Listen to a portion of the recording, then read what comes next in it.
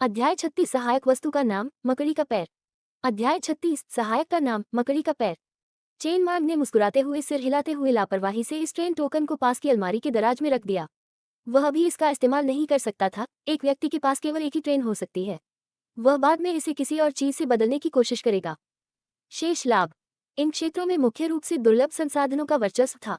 ये संसाधन बंजर भूमि की खानों में उत्पादित नहीं किए जा सकते थे। इन्हें केवल राक्षसों को मारकर एक निश्चित संभावना के साथ प्राप्त किया जा सकता था, जिससे इन्हें प्राप्त करना लौहयस्क की तुलना में कहीं अधिक कठिन हो जाता था। बात सिर्फ इतनी थी कि वे लौहयस्क जितने बहुमुखी नहीं थे, अधिकांश सहायक उपकरणों को उनकी आवश्यकता नहीं थी। लौहयस्क के विपरीत, जिसका उपयोग ब्रेड बनाने में भी किया जा सकता है। वाह, कितनी अच्छी बात है! शरीर में आयरन की कमी की चिंता करने की कोई जरूरत नहीं है। इस वाहन सहायक उपकरण ब्लूप्रिंट के बारे में डॉट डॉट डॉट चेन मार्ग ने अपने हाथ में तैरते हुए हल्के रंग के ब्लूप्रिंट को कुछ अजीब भाव से देखा।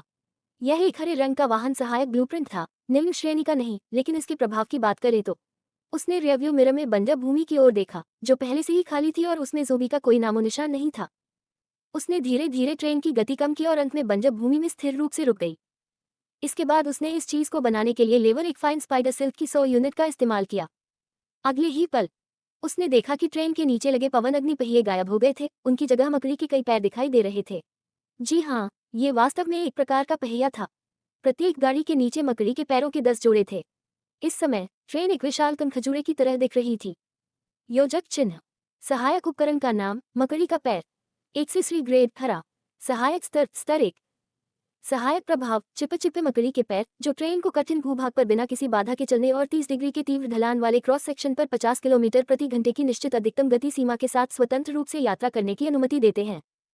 अपग्रेड की शर्त लेवल 1 फाइन स्पाइडर सिल्क की 100 इकाइयां। योजक चिन्ह। मूल्यांकन करना कठिन है। सांस। चेन मार्ग ने अपने विशालकाय कनखजूरे जैसे दिखने वाले ट्रेन को देखा और हल्की सी आह भरी। बात यह नहीं थी कि उसका रूप थोड़ा भद्दा था, बल्कि उसे लगा कि अब ये ट्रेन के दायरे से बाहर हो गया है ना? लेकिन इसका प्रभाव, इसे केवल बहुत ही शक्तिशाली कहा जा सकता है। 30 डिग्री के तीव्र ढलान वाले अनुप्रस्थ काट पर स्वतंत्र रूप से यात्रा करने में सक्षम होने का मतलब यह नहीं था कि यह ढलानों पर चढ़ सकता था, बल्कि इसका मतलब यह था कि यह उस कोण पर एक तीव्र ढलान के अनुप्रस्थ काट पर स्वतंत्र रूप से यात्रा कर सकता था। हालांकि इसकी गति विंडफायर व्हील्स की तुलना में काफी कम थी, लेकिन स्पीड लिमिट लॉक की मदद से यह चीज कुछ कठिन इलाकों में बड़ी भूमिका निभा सकती थी। बात सिर्फ इतनी थी कि ये सहायक उपकरण के निर्माण और उन्नयन के लिए आवश्यक संसाधन लौहयस्क नहीं, बल्कि महीन मकड़ी का रेशम थे। बॉस को मारने पर लेवल 2 की 100 यूनिट सामग्री फाइन स्पाइडर सिल्क प्राप्त हुई। बॉस के बच्चे को मारने पर लेवल 1 की 300 यूनिट सामग्री फाइन स्पाइडर सिल्क प्राप्त हुई। लेवल 2 मकड़ी के रेशम की 100 इकाइयां लेवल 1 मकड़ी के रेशम की 1000 इकाइयों के बराबर थी, और इनका उपयोग एक दूसरे के स्थान पर किया जा सकता था। दूसरे शब्दों में कहें तो उसके पास कुल 1300 यूनिट लेवल 1 मकड़ी का रेशम था। उसने अभी अभी 100 यूनिट शिल्पकारी में इस्तेमाल कर ली, जिससे 1200 यूनिट बच गई। फिलहाल उसे इसका कोई और उपयोग नहीं सूझा, इसलिए उसने इस सहायक वस्तु को अपग्रेड करने में ही सारी यूनिट्स का इस्तेमाल कर लिया। जल्द ही 200 यूनिट मकड़ी के रेशम का सेवन करें, लेवल 2 पर अपग्रेड करें। 300 यूनिट मकड़ी के रेशम का सेवन करें, लेवल 3 पर अपग्रेड करें। इस वाहन सहायक उपकरण का अधिकतम स्तर 3 है, इसे दोबारा अपग्रेड नहीं किया जा सकता है। लेवल 0 की अनुमति मिली है, इस वाहन एक्सेसरी को अपग्रेड किया जा सकता है। 400 यूनिट मकड़ी के रेशम का सेवन करें, लेवल 4 पर अपग्रेड करें।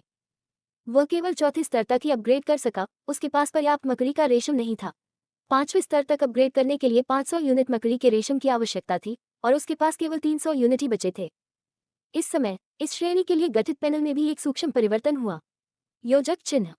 45 डिग्री के तीव्र ढलान वाले क्रॉस सेक्शन पर 80 किलोमीटर प्रति घंटे की निर्धारित अधिकतम गति सीमा के साथ स्वतंत्र रूप से यात्रा कर सकते हैं। योजक चिन्ह डॉट डॉट डॉट चेन मार्ग ने स्पाइडरफुट एक्सेसरी के इफेक्ट पैनल को भावहीन निगाहों से देखा। उसे फिर से लगा कि उसका प्लगइन कुछ ज्यादा ही अजीब है, ये लगभग सीधे घूमना शुरू करने जैसा था। 45 डिग्री के तीव्र ढलान वाले क्रॉस सेक्शन पर स्वतंत्र रूप से यात्रा करने की यह कैसी अवधारणा है? बंजर भूमि में यह मूलतः बेकार था, लेकिन वह बंजर भूमि में हमेशा के लिए नहीं रह सकता था। जब वह उबड़ खाबड़ इलाकों वाली दूसरी जगहों पर जाता, तो यह चीज उसके बहुत काम आती। यह यात्रा करने और तनाव से मुक्ति पाने, दोनों के लिए बेहतरीन जगह थी। विशेष रूप से इसका अपग्रेडेशन जारी रह सकता था। लेवल 13 पर पहुंचने पर यह सीधे 90 डिग्री के क्रॉस सेक्शन पर चल सकता था, यानी दीवारों पर भी चल सकता था। लेवल 31 पर यह 180 डिग्री पर होगा, यानी छत पर उल्टा चलेगा और इसके डिब्बे जमीन की ओर होंगे। ये कुछ हद तक सामान्य भौतिकी ज्ञान के विपरीत था, लेकिन उन्हें ये पसंद आया। स्पष्ट शब्दों में कहें तो जो बात आपत्तिजनक थी वह स्पाइडरफुट एक्सेसरी नहीं, बल्कि उसका प्लगइन था। बहुत अच्छा।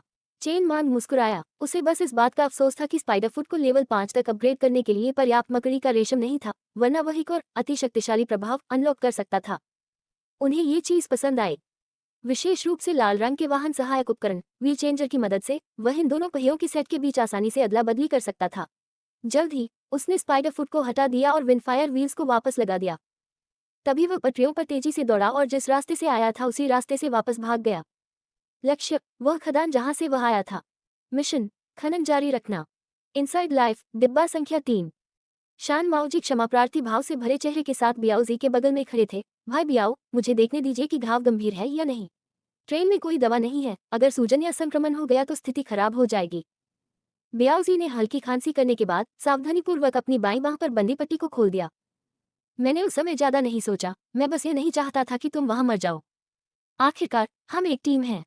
जैसे ही पट्टी खोली गई और घाव का केवल एक कोना ही दिखाई देने लगा, बियाओजी के होंठ हल्के से फड़फड़ाए और उसने बिजली की तेजी से पट्टी वापस बांध दी। शांत भाव से सिर हिलाते हुए कहा, ट्रेन के बाहर अभी भी नरभक्षी मकड़ी का गंदा खून लगा हुआ है। मैं घाव देखने के लिए इसे खोल नहीं सकता, अगर इसमें संक्रमण हो गया तो बहुत बुरा होगा। बस इतना ही काफी है कि आपके मन में यह विचार हो। कोई बात नहीं, मैं इस छोटी मोटी चोट को संभाल लूंगा। जाओ आराम करो, कल रात सब सोए नहीं थे, सब काफी थके हुए हैं।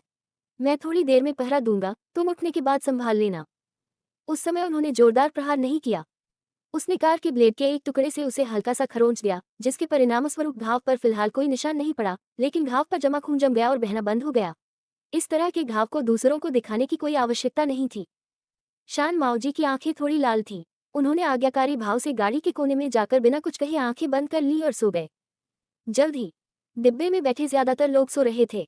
वे कल दिन भर नहीं सोए थे, फिर पूरी रात आदमखोर मकड़ी का शिकार करते रहे और सुबह उसके बच्चों को मारने गए थे। उनके शरीर और दिमाग दोनों ही चरम सीमा पर पहुंच चुके थे।